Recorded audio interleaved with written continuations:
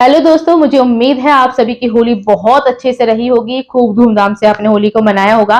तो आज के वीडियो में हम बात करेंगे पित्त की समस्या जिनको है, जिनका पित्त बढ़ा हुआ है, उसका समाधान वो किस तरीके से कर सकते हैं। पहले हम एक वीडियो बना चुके हैं पित्त को लेकर के। उसमें हमने पित्त के लक्षण, मानसिक लक्षण, शारीरिक लक्षण, इन सब के बारे में चर्चा की थी। तो जिन लोगों का पित्त बढ़ा हुआ होता है, पित्त का मतलब होता है अग्नि, उष्णता, यानी कि जिनके शरीर में पित्त की वृद्धि है उनके अंदर गर्मी बहुत होती है और उसी तरह का इनका स्वभाव भी हो जाता है, यानी कि गर्म मिजाज के लोग होते हैं। इन्हें बात बात पर गुस्सा आ जाता है, चिड़चिड़ाने लगते हैं। यदि इनके मन मुताबिक कोई काम नहीं होता तो उन्हें बहुत जल्दी गुस्सा आ जाएगा।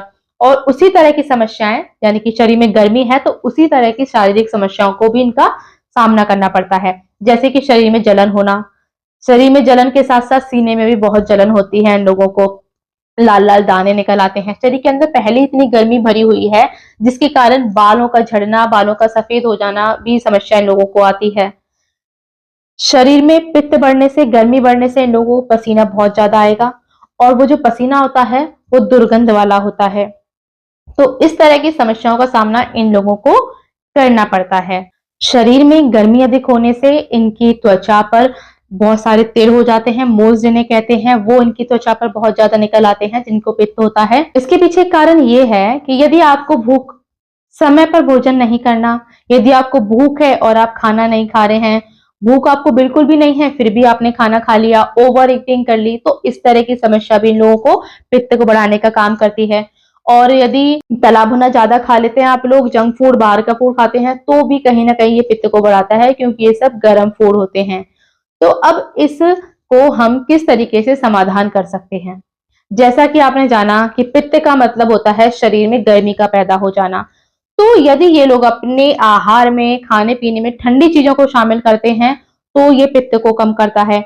और यदि आप साथ साथ ठंडी जगह पर रह सकते हैं, रहते हैं, तो ये भी पित्त को कम करने में आपकी मदद करेगा, शरीर में गर्मी को कम करेगा। तो ठंडी चीजें आप अपने आहार में शामिल कीजिए। जिन लोगों को गुस्सा बहुत ज्यादा आता है वो यदि अपने भोजन में आंवला, आंवला ठंडक देता है, आंवले को शामिल करते हैं तो ये भी पित्त को घटाने का काम करता है, पित्त को कम करेगा। तो आंवला आप बहुत तरीके से अपने भोजन में शामिल कर सकते हैं। इसका अचार बना लीजिए, सब्जी है, चटनी है, तो बहुत तरीके से आप आंवले को, आप सूखा पाउडर भी इसका इस्तेमाल कर सकते हैं यदि ये सीजन में नहीं मिल रहा है तो, या फिर आंवले की कैंडी आप अपने साथ रख सकते हैं। तो ये आपको पित्त को घटाने का काम करेगा। ठंडी चीजों का आप सेवन करें, ठीक है।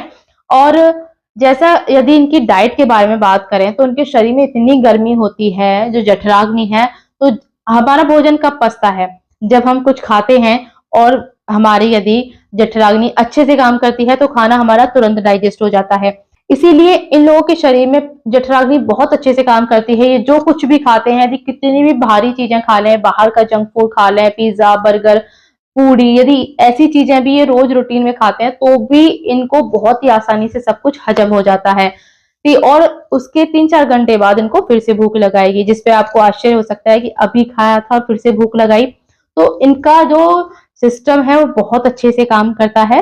पूरे भोजन का पाचन बहुत ही आराम से और बहुत जल्दी हो जाता है, इसलिए इन लोगों को फिर से भूख लगाती है।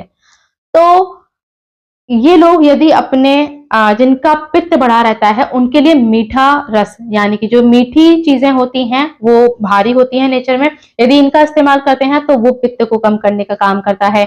और साथ साथ कड़वा रस, मीठा रस और कड़वा रस, यदि इनको आप अपने भोजन में शामिल करते हैं तो ये पित्त को कम करने का काम करेगा। कड़वा रस जैसे कि करेला है, करेले की सब्जी आप बना करके खाइए, वो बहुत फायदा करेगा।